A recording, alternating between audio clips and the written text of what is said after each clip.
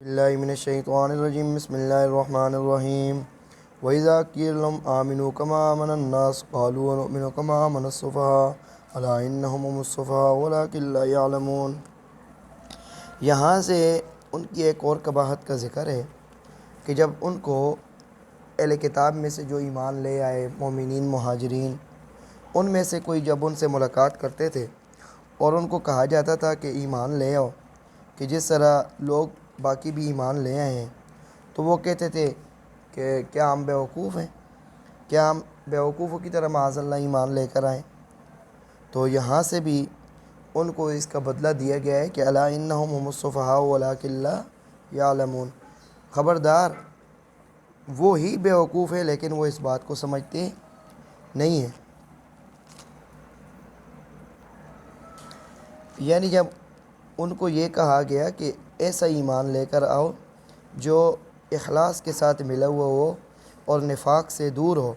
کہ جس کے اندر نفاق کے شوائب نہ ہو، بالکل خالص ہو، ایسا ایمان لاؤ، تو وہ کہتے تھے کہ کیا ہم کیا ہے ایسے ایمان لائیں جیسے کیا ہے بے وقوف ایمان لے آئے۔ تو یہ انہوں نے ایک بیعت بھی کی صحابہ کرام کی۔ تو الا انہم السفہاء ولکن لا یعلمون، یہاں پر جو انہوں نے جرم کیا ہے نا، اس جرم کے ساتھ ہی ان کو سزا دے دی گئی ہے کہ انہوں نے صحابہ کرام کو بیوقوف کہا، تو ان کو بھی کیا ہے وہی بات ان کے لیے کیا ہے کہی گئی کہ وہ خود بیوقوف ہیں، کہ جو اللہ کے نبی کے جانثار ہیں، جن کے بارے میں یہ ہے کہ وَلَا تَعْدُ عَيْنَاكَ عَنْهُمْ، اے میرے نبی اپنی آنکھوں سے ان کو دور نہ کرنا، تیری آنکھیں ان سے دور نہ رہیں، یعنی آپ کی آنکھوں کے سامنے رہیں، آپ کے وہ محبوب ہیں، آپ سے پیار کرنے والے ہیں۔ تو آپ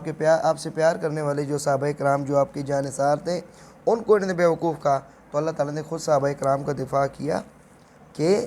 بیوقوف وہ خود ہیں، وہ اس بات کو سمجھتے نہیں ہیں۔ وَإِذَا لَقُوا الَّذِينَ آمَنُوا قَالُوا آمَنَّا وَإِذَا خَلَوْا إِلَىٰ شَيَاطِينِهِمْ قَالُوا إِنَّا مَعَكُمْ إِنَّمَا نَحْنُ مُسْتَهْزِئُونَ۔ یہاں پر ان کی پھر دوسری دو رنگی کا ذکر ہے۔ وَإِذَا لَقُوا الَّذِينَ آمَنُوا، جب وہ پھر ایمانداروں سے ملتے ہیں تو کہتے ہیں ہم ایمان لے آئے ہیں۔ وَإِذَا خَلَوْا إِلَىٰ شَيَاطِينِهِمْ، اور جب وہ اپنے شیطانوں کے پاس اکیلے ہوتے ہیں تو کہتے ہیں ہم تمہارے ساتھ ہیں۔ انما نحن مستہزئون، ہم تو وہاں پر ہنسی مذاق کرتے ہیں۔ تو یہ ان کی دو رنگی تھی، مسلمانوں کے ساتھ بیٹھتے تھے تو کہتے ہیں ہم کیا ہیں ایمان لے آئے ہیں۔ یہاں پر مومنین مسلمانوں سے مراد کیا ہے جو با اثر لوگ تھے، جب وہ ملتے تو کہتے نہیں نہیں ہم تو آپ کے ساتھ ہیں۔ ادھر جب شیطانوں کے ساتھ مل جاتے ہیں، اب دیکھو جو اللہ کے دین کا انکار کرنے والا ہے ان کو کیا ہے شیطان کے ساتھ تشبیہ دی گئی ہے، کیونکہ وہ شیطان کے راستے پر چل پڑتے ہیں، تو ان کو بھی کیا ہے جو شیطان کے راستے پر چلے گا لَأَمْلَأَنَّ جَهَنَّمَ مِنْكَ وَمِمَّنْ تَبِعَكَ مِنْهُمْ أَجْمَعِينَ، کہ میں تیرے ساتھ بھی اور تیرے پیروکاروں کو بھی کیا ہے جہنم کے اندر کیا ہے ڈال دوں گا، بھر دوں گا جہنم کو تمہارے اور تمہارے پیروکاروں کے ساتھ۔ تو یہ شیطان کے بننا کیا ہے گویا شیطان ہی بننا ہے۔ یہاں پر پھر انہوں نے کہا انما نحن مستہزئون، آگے پھر فرمایا اللہ یستہزئ بہم ویمدہم فی طغیانہم یعمہون، کہ اللہ ان کے ساتھ مذاق کرتا ہے، ویمدہم ان کو مہلت دیتا ہے، ان کو کیا ہے بڑھاتا ہے، فی طغیانہم ان کی سرکشی میں، یعمہون کہ وہ اپنی سرکشی میں حیران رہے، پریشان رہے، بھٹکتے رہیں، گم ہو جائیں۔ یعنی جیسے بندہ بیابانوں میں گم ہو جاتا ہے، اس کو راستہ نہیں ملتا، اب وہ اپنے ایسے ہدایت کی جگہ پر جا کر انہوں نے ہدایت حاصل نہیں کی، تو بیابانوں کے اندر گویا وہ کیا ہے کفر و نفاق کے بیابانوں میں گم ہو گئے ہیں، اب وہ راستے پر نہیں آ رہے۔ تو یہاں پر بھی جو جرم ان کا ہے نا، اس جرم کے لفظ کے ساتھ ہی ان کو کیا ہے سزا دی گئی ہے۔ اولئک الذین اشتروا الضلالۃ بالہدی، یہی لوگ ہیں کہ جنہوں نے خرید لیے گمراہی کو بالہدی، ہدایت کے بدلے میں۔ جو اللہ تعالیٰ نے ان کے دل میں ہدایت رکھی تھی کہ وہ اللہ کی بات کو سمجھ سکے، اللہ سے محبت کرے، وقت کے نبی کی بات سمجھ سکے، وہ انہوں نے فطرت جو اسلامی تھی، جو فطرت تھی، اس کو ضائع کر دیا۔ تو انہوں نے کیا ہے یہ گمراہی جو تھی اس کے بدلے میں کیا ہے ہدایت کو ضائع کر دیا، اور ہدایت کو گمراہی کو ہدایت کے بدلے میں کیا ہے خرید لیا۔ فما ربحت تجارتہم، ان کی تجارت کا ان کو کوئی بھی نفع نہیں ہوا، نہ دنیاوی فائدہ ہوا نہ آخرت کا فائدہ ہوا۔ جو اٹھنا بیٹھنا انہوں نے مسلمانوں کے ساتھ بنایا وہ بھی کوئی فائدے میں نہ رہا، جو کفر کے ساتھ بنایا تو بدر کے اندر، احد کے اندر، حنین کے اندر ان کو نقصان ہوا، تو یہ بھی ساتھ شامل ہو گئے۔ تو کوئی بھی نفع بخش تجارت نہیں ہے، نہ دنیا کا کوئی فائدہ ہوا نہ آخرت کا ہوا۔ وما کانوا مہتدین، اور وہ ہدایت والے نہیں ہیں، کیونکہ ہدایت کا جو راستہ تھا، جو ہدایت کا ایک سرچشمہ تھا، اس کو انہوں نے انکار کر دیا، اور خود پیغمبر مصطفیٰ صلی اللہ علیہ وسلم کی بابرکت ذات موجود تھی جو نور ہدایت ہے۔ قرآن مقدس اتر رہا ہے اور صحابہ کرام کی ایمان والی جو جماعت ہے وہ بڑھ رہی ہے، اور ہر وقت اللہ کی مدد آپ کے کیا ہے، شامل حال ہے، جو نظر آ رہی ہے سچائی، تو اس کو چھوڑ کر انہوں نے کیا ہے، گمراہی کو اختیار کیا، صفوں میں بیٹھ کر نقصان اٹھایا، ساتھ بیٹھ کر خوشبو نہ لے سکے، ساتھ بیٹھ کر نور سے فائدہ نہ اٹھا سکے، تو سب سے زیادہ نقصان اٹھانے والے یہ منافق لوگ ہیں۔ اب نفاق کے بارے میں حضرت شیخ مفتی شفیع عثمانی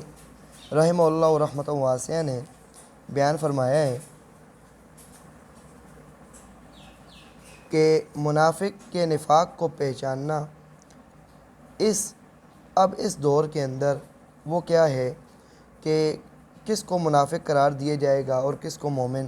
تو اس کے بس یہی دو طریقے ہیں۔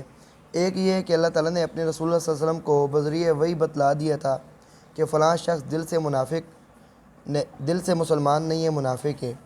دوسرا یہ ہے کہ اس کے کسی قول فعل سے کسی عقیدہ اسلام کے خلاف کوئی بات یا اسلام کی مخالفت کا کوئی عمل ظاہر اور ثابت ہو جائے، اس وقت تو یہ نفاق کی پہچان تھی کہ آپ موجود تھے۔ حضرت صلی اللہ علیہ وسلم کی وفات کے بعد انقطاع وحی کے سبب اس کے پہچاننے کی پہلی صورت تو باقی نہ رہی، مگر دوسری صورت اب بھی موجود ہے۔ جس شخص کے کسی قول و فعل سے اسلامی قطعی عقائد کی مخالفت یا ان پر استہزاء یا تخریف ثابت ہو جائے، معاذ اللہ ثم معاذ اللہ، مگر وہ اپنے ایمان اور اسلام کا مدعی بنے، تو وہ منافق سمجھا جائے گا۔ ایسے منافق کو قرآن مجید کی اصطلاح میں ملحد کہیں گے، جیسے قرآن مقدس میں آتا ہے الذین یلحدون فی آیاتنا، اور حدیث میں اس کو زندیق کے نام سے موسوم کیا گیا ہے، مگر چونکہ اس کا کفر دلیل سے ثابت اور واضح ہو گیا ہے، اس لیے اس کا حکم سب کفار جیسا ہوگا، الگ کوئی حکم اس کا نہیں ہے۔ اس لیے علماء امت نے فرمایا ہے کہ جناب نبی پاک صلی اللہ علیہ وسلم کے بعد منافقین کا قضیہ تو ختم ہو گیا، اب جو مومن نہیں ہے وہ صرف کافر ہوگا۔ حضرت امام مالک رحمہ اللہ سے شرح بخاری عمدہ کے اندر نقل کیا گیا ہے کہ بعد زمانے نبوت کے نفاق کی یہی صورت ہے جس کو پہچانا جا سکتا ہے، اور ایسا کرنے والے کو منافق کہا جائے گا۔ اللہ تعالی ہمیں کفر و نفاق، گمراہی، ہر قسم کی گمراہی کے درجے سے بچائے، اور اللہ کریم ہمیں اس ہدایت سے مستفید ہونے کی توفیق عطا فرمائے، اور ہمارا خاتمہ ایمان پر فرمائے۔ وآخر دعوانا الحمد للہ رب العالمین۔